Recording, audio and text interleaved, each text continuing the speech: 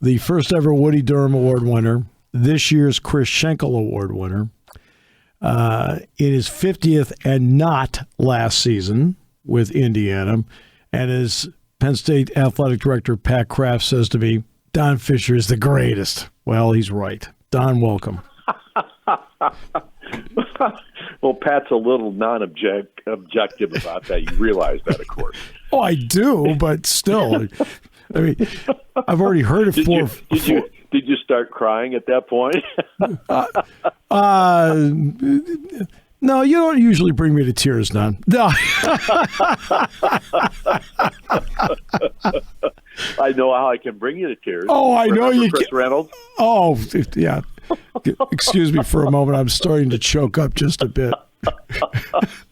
Sure, it was just a little tug of the jersey. Yeah. It wasn't noticeable. It wasn't noticeable. It wasn't noticeable, at least two of them. Exactly right. Oh, exactly God. Right. Yes, Don and I are two of the survivors of that night. And all the other one's Tim Brando, by the way, in Rec Hall. That's right. I had so many fans. Like, this happened for like 10 years. It's the greatest game I ever went to. I said, what do you think? And I said, they lost. What do you I said, no.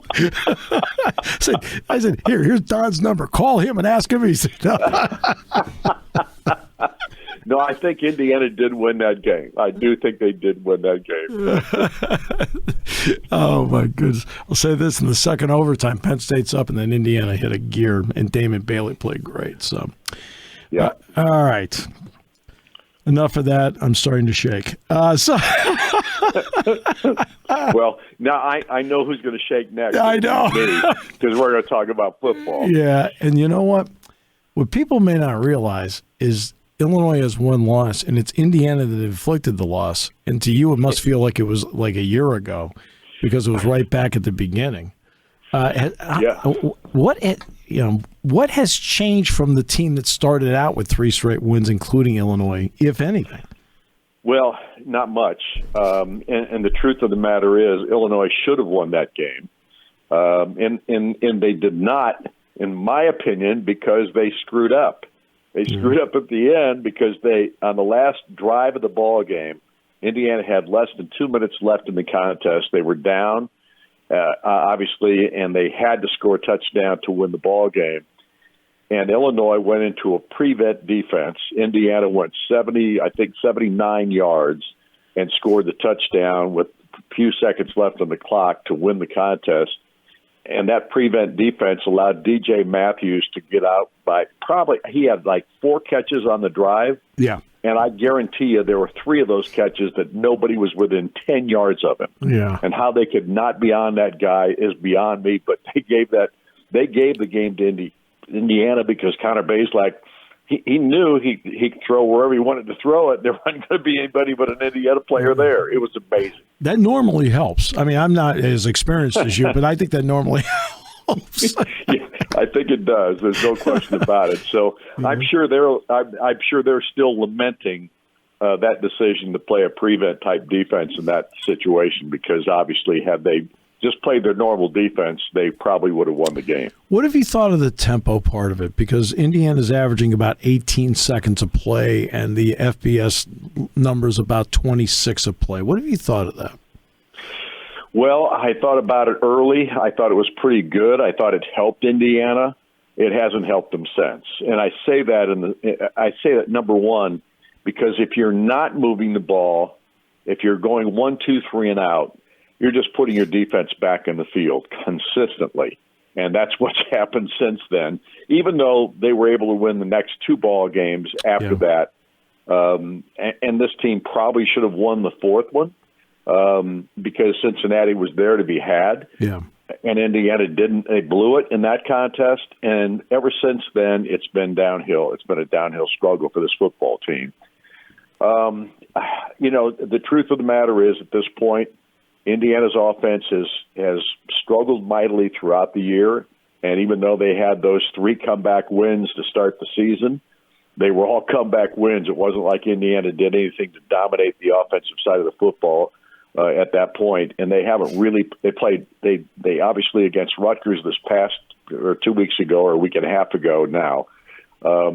Against Rutgers, they got off to their best start of the season. Yeah, 14-0. And it was midway through. Yep, it was 14-0 midway through the first quarter, and the offense went stale the rest of the ball game. I think there was one drive in the second period in which they were going extremely well down the field, and their best receiver on this football team, Cam Camper, got hurt, and he's out for the year with an ACL. And that, of course, has spelled the doom for this football team so far. And with him out, where does the focus now go to in that wide receiver core? I know you mentioned Matthews, so he's obviously one. Well, he is probably the guy it should go to because he's been hurt too. He's been hurt for the last several weeks. He came back 2 weeks ago, didn't look like himself. He played last week against Rutgers and still didn't look like he was much of a factor. Hopefully with the bye week that's in between now, that's given him more time to get ready, and maybe he will be the player that we anticipate that he can be because we've seen it before.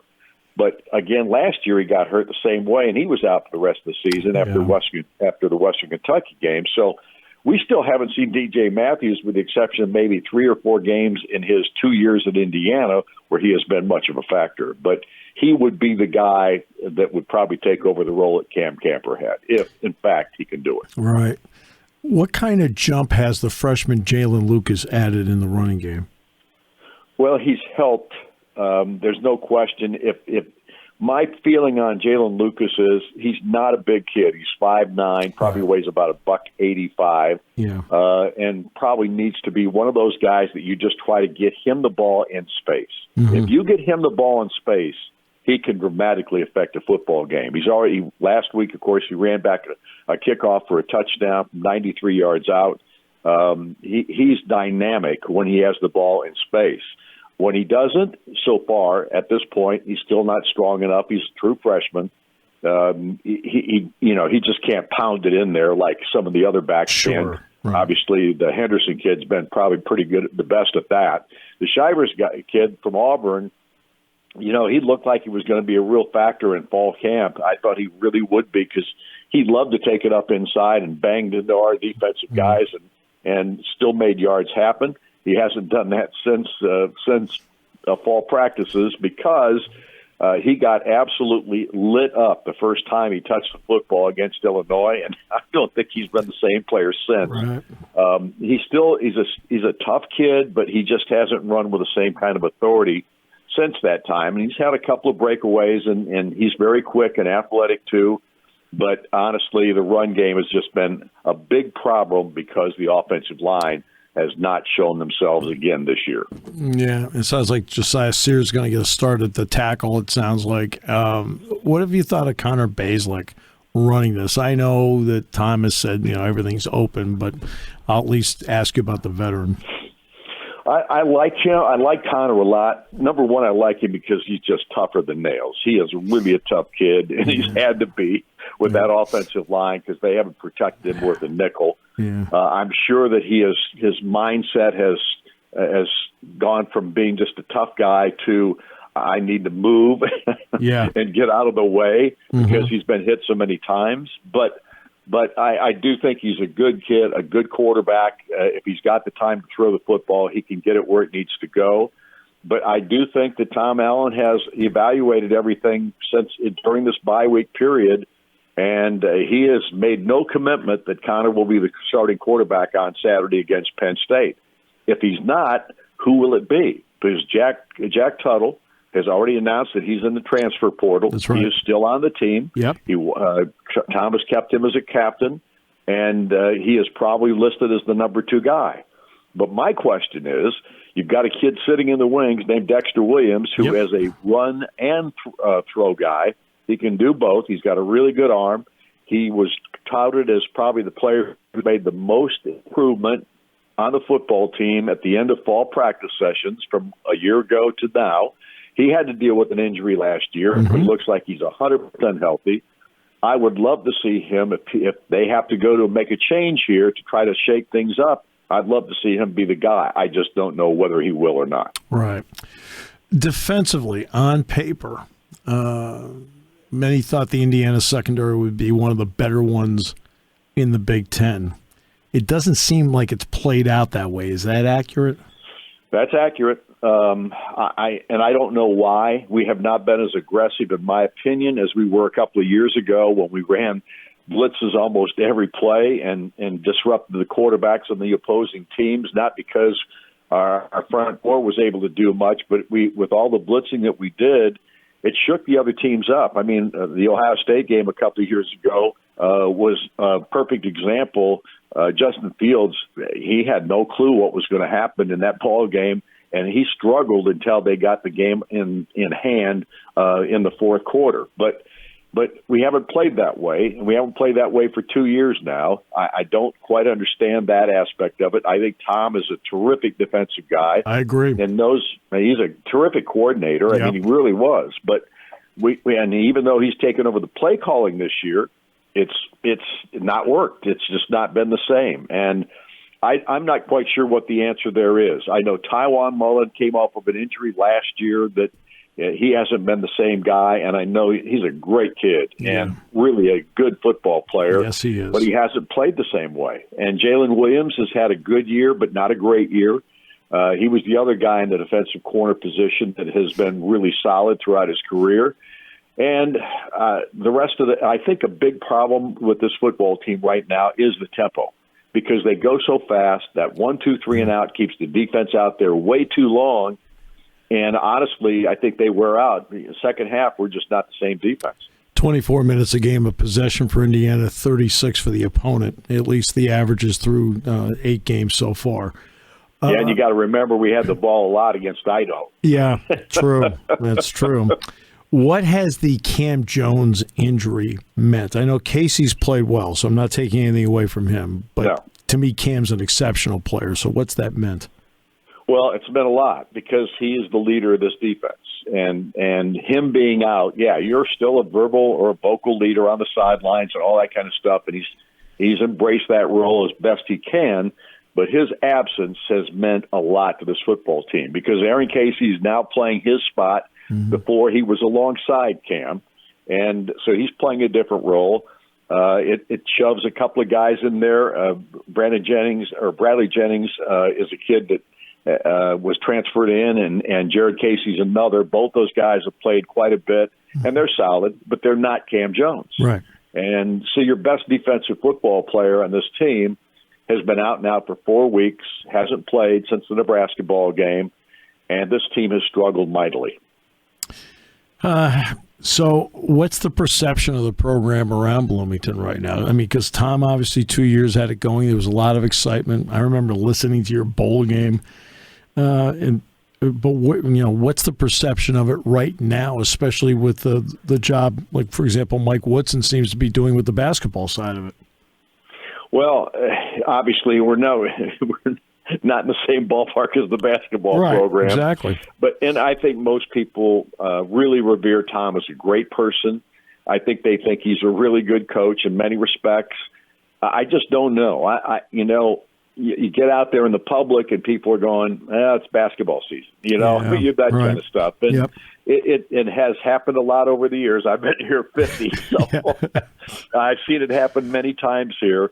It's just not the same as it was during the Bill Mallory era. Even when Bill Mallory's teams weren't great, there was always a feeling that they were going to bust their gut for that coach and for that team and for the program, and they were going to get better as a team and as a unit, and the players would get better through development, those kind of things. Have we seen that with this program? I honestly don't think we have. And I think the development aspect of it is such a critical thing in Indiana because we don't get the 4 and the 5-star guys. We got a few, but we don't get many. And because of that, you've got to coach kids up and you've got to develop them.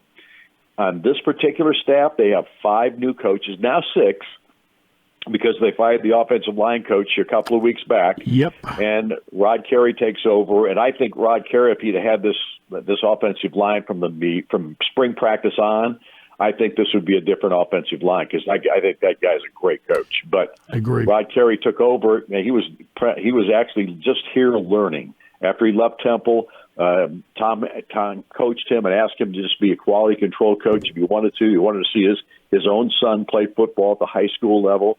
And so he came here for that very reason, so he could do that on Friday nights. But now he's back coaching the offensive line again, which I don't think he wanted to take the job, and he cleared it with his wife and his son. Yeah. But at the same time, I don't think he really wants the job because he wants to see his kid play, and I don't blame him. Yeah. I don't blame him a bit. And at this juncture, he has the offensive line, and I think he made a little bit of a difference the first week. The second week, you didn't see it as much. I don't know if he can do the job with this offensive line. I don't know if the talent's good enough. But I do think that if he would have had that program or had our program at the offensive line position from the beginning of last spring up to this point, we would be a different football team. Right. I agree with you. From us to you, congratulations on a well-deserved Chris Schenkel Award. I know you're humble about it, but you earned it.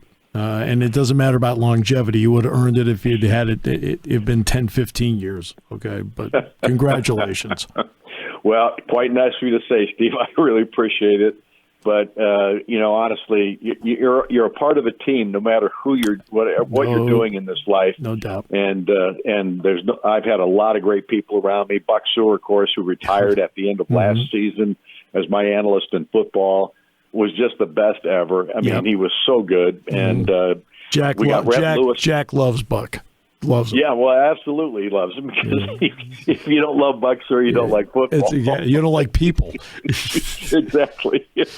And Buck was so much fun to work with. And I got a really good young guy now. Rhett Kleinschmidt is his real name, but he goes by Rhett Lewis. Yeah. He's on the NFL Network. He flies in from Los Angeles every week to wherever we're at or here in Bloomington to do the games. He is a former IU graduate and wanted to be the new color analyst when Buck hung it up, and we hired him because he's really good. Yeah. So we've got another really good one. So I've been very fortunate to have some of the best color analysts in the business in both football and basketball. That's a big part of why we've had success.